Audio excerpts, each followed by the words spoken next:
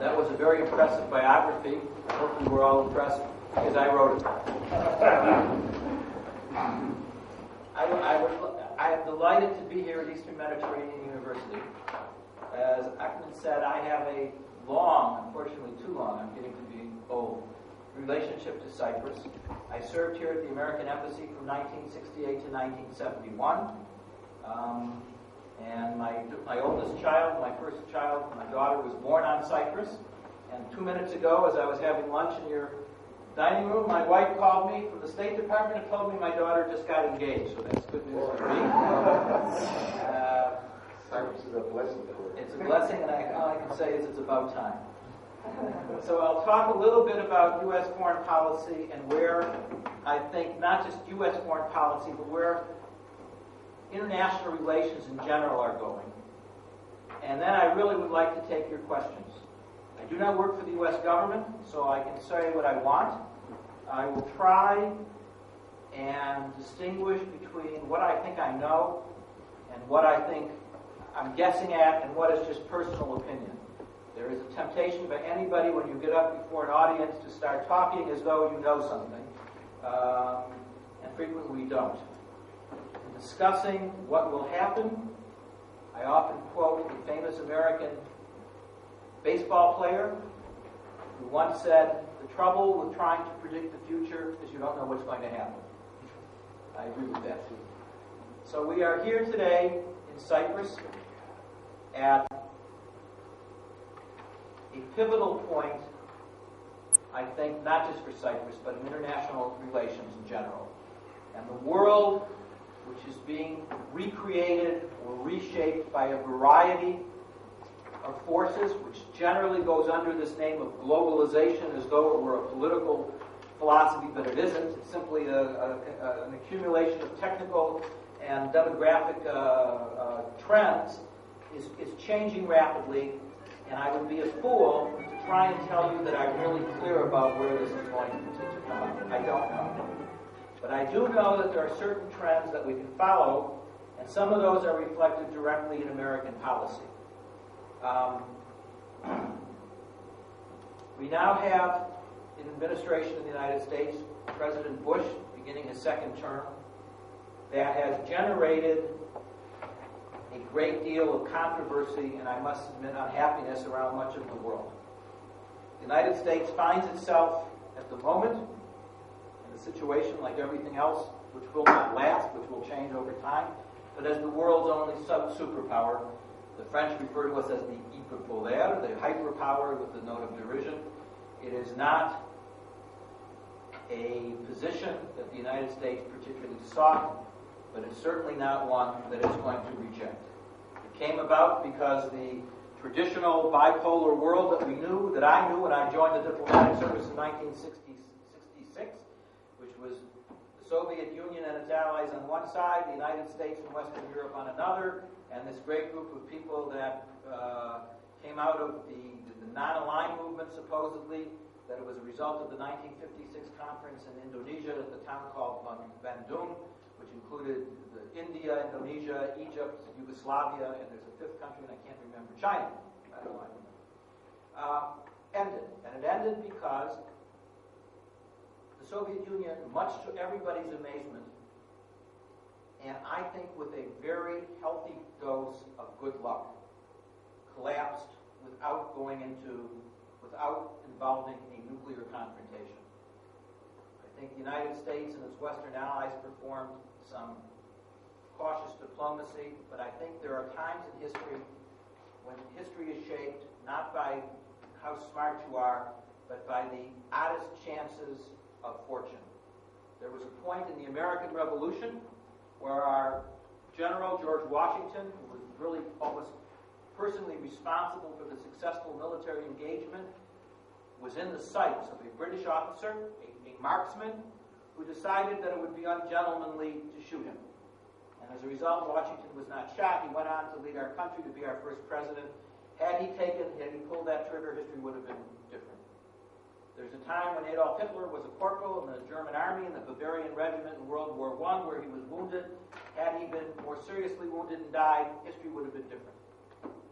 So we passed through one of those lucky periods that this combination of Brezhnev getting old and dying, and then followed by Chernenko and Andropov, and then leading to Gorbachev, I think was really remarkable. It had nothing to do with how smart the United States was, but the world benefited from it. The United States now finds itself in a position where not only militarily, but in certain ways intellectually and economically, it is predominant. It doesn't mean it can dominate. It doesn't mean that it can do whatever it wants. And we certainly have learned our lesson, I hope, in Iraq, that there are very real limits to military power in a modern world, and that even almost unlimited conventional military power can lead you into very dangerous alleyways.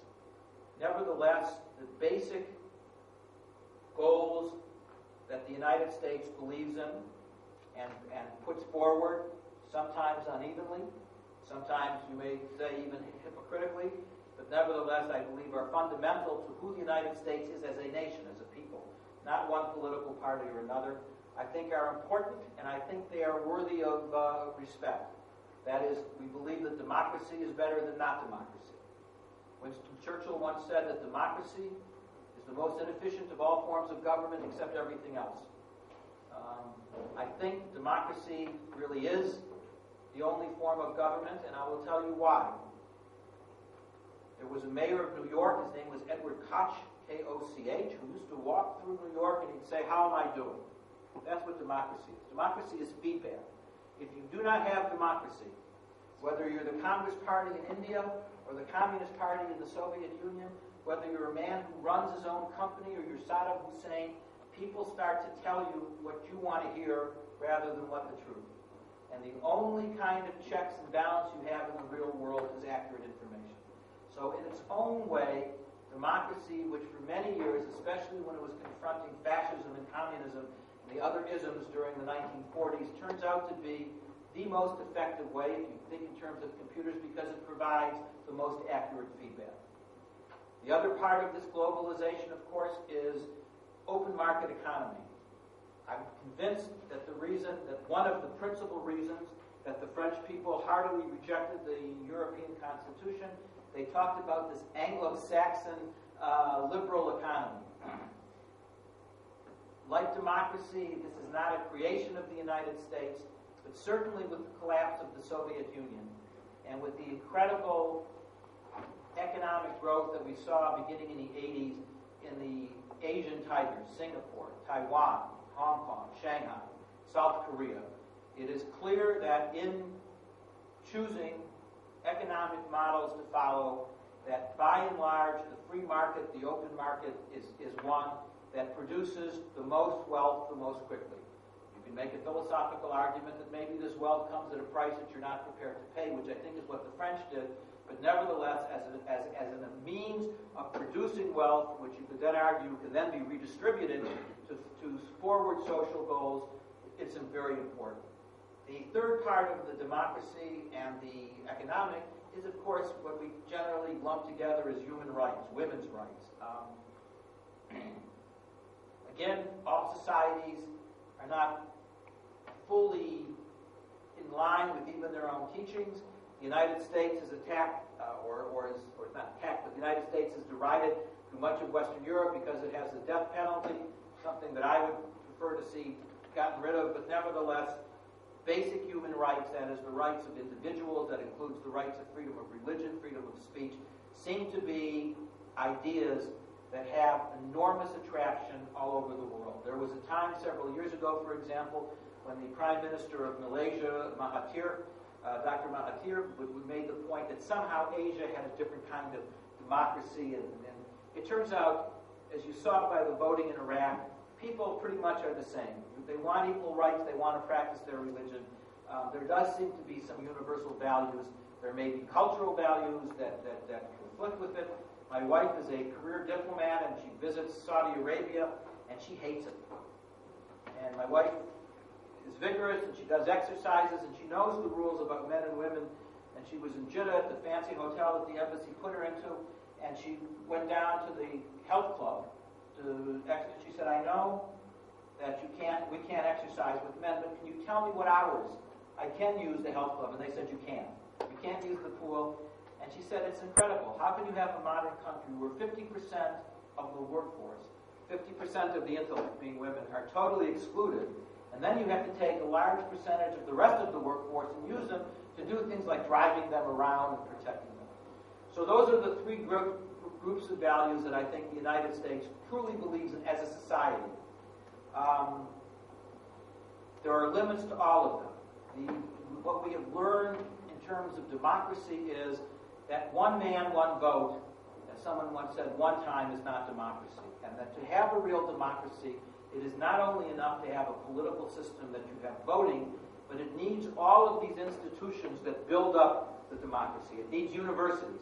It needs conferences. It needs non-governmental organizations. It needs organizations of lawyers and doctors who have political opinion. And then when you try to introduce democracy simply as a voting system in places like Afghanistan, it's going to be a very fragile construct indeed until the society develops all of these underlying foundations and organizations where people can have opinions and debate. Same thing goes for the open market economy. I'm absolutely convinced that it produces wealth. The French have resisted this, and again, it's their business. It's a free country. Schroeder is having a terrible time in Germany. There's a social contract, but I would say, from the American point of view, 11 and 12% unemployment in a modern economy is unacceptable. And the United States pays a price in having much less of a welfare system, not having universal medical care, although we pay a lot for what the medical care we do. But the trade-off of that is that we have 5% unemployment, which is the size of our economy is actually all right, and we have constant job growth and productivity gains. George Bush believes in these things. He believes in these things with a fervor that is both commendable and a little frightening. The great French diplomat, Talleyrand, said that we diplomats should look out for un peu d'asile. We should be careful about being too enthusiastic. The trouble with too great devotion to any idea is you begin to see what you want to see rather than what is really there. I think that is the mistake we made in Iraq. The military part of it, and I knew this 5 years ago. I'm a graduate of our defense university. The military part I knew would be easy. It's what came after that's always hard. Getting in is easy, getting out is hard. The Indians learned that when they sent troops into Sri Lanka. The United States learned that in Vietnam. The Soviet Union learned that in Afghanistan. I think there was a belief among the people who were planning the Iraq invasion that we would be greeted as liberators. We would be greeted as people who would overthrow Saddam Hussein because he was an absolute despicable tyrant. And our military could get in and get out. One only had to look at, for example, the precursor of the Israeli invasion of Lebanon in 1982, when they were greeted, especially in the south of Lebanon, as heroes for getting rid of the Palestinian occupation, which is what it was, and that lasts about 3 weeks. The world has a very short memory, and you very quickly turn from being the liberator to being the occupier. Nevertheless, it is clear, to me at least, that what the president has done is unleashed forces in the Middle East that I hope needed to be unleashed. That the Middle East, this is particularly the Arab Middle East, but also particularly the Arab Middle East, was a society that 1,000 years ago led the world in science and led the world in progress, and has simply sort of stultified for 1,000 years, was simply a condition that was no longer acceptable to the United States. We need oil. The Saudis have the largest supply of it, but the price of that, which is the Saudis exporting a form of religious extremism, Wahhabism, which, by the way, has absolutely nothing to do with the West. It developed in Saudi Arabia before any colonial power was there. It's a totally indigenous Saudi form of Islam, but nevertheless, it was an unacceptable trade. We have unleashed forces in the world, and the problem with that is, as we used to joke, Thomas Jefferson, our great president and the founder of my university, said, "The truth shall make you free." And someone quipped, "Yes, if you're not careful, if you don't watch out." So forces are abound in the world, that are uncontrollable. And where they will end up, I do not know. As that reflects Turkey, Cyprus, and some of the immediate areas, and then I really would like to hear your questions. On the subject of Turkish-U.S. relations, the United States, again, not just the government, not just the State Department, but as a culture, a society, is, and I think this is good, committed to the fact that we want Turkey in the European Union. I used this joke before, so you'll have to excuse me, but Lyndon Johnson, our president, many years ago, was once asked why he did not fire the controversial head of our Federal Bureau of Investigation, a man named J. Edgar Hoover. And his answer was, I would rather have him inside the tent pissing out than outside the tent pissing in. The United States knows that everybody has to, we want Turkey in Europe, because a Turkey that is not in Europe means that a Turkey that will look for its international relationship and the architecture of its security to countries like Iran, Pakistan, which we do not think afford Europe and Turkey the kind of strategic balance that it needs. The U.S.-Turkish relationship is going through a rough period right now. I can talk about that a little later. How does that affect Cyprus? I know a lot about Cyprus. I lived here before most of you were born. Not all of you, apparently, but most of you. When I was a young officer, and I was 24 years old when I arrived on Cyprus, and I remember our ambassador had our traditional National Day, and I walked in and guided and escorted in Rolf Denktash, Glafkos Kladides, and Spiros Kyprianou. I retired from the diplomatic service in 1994, and there was still Rolf Denktash, Glafkos Kladides, and I want something to change. But the U.S. policy on Cyprus is as follows. I think the United States government made a mistake going back to the early formation of the Republic in not acknowledging, once the Constitution that was drafted in Zurich broke down, not acknowledging that the government in Nicosia, we now talk about it, the Greek Cypriot government, controlled not the whole island, but only part of it. But I also think there is something in the culture, the psychic creation of Turks, which says, when we are right, we don't have to tell anybody, they should know it. And so that I think the story about Cyprus,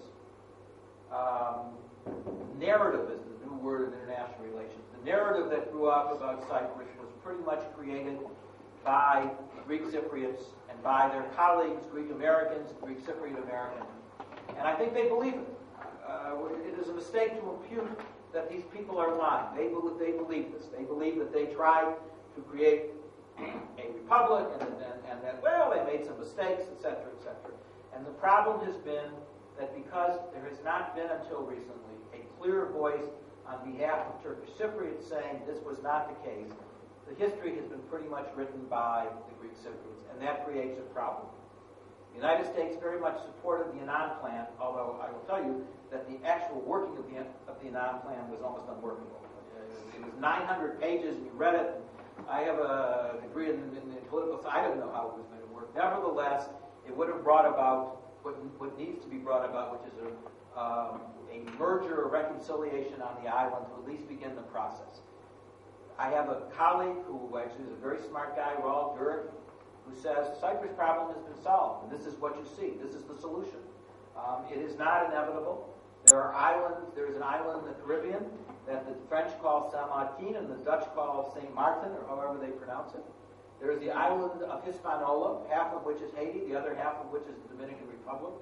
My wife was the ambassador to the country of Papua New Guinea, half of which is the country of Papua New Guinea. The other half is the Indonesian province, which is now called West Papua, but was then called Jaya.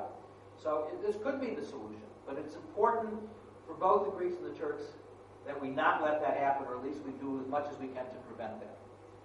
I think that Mr. Papadopoulos and his government believe that basically they can wait this out.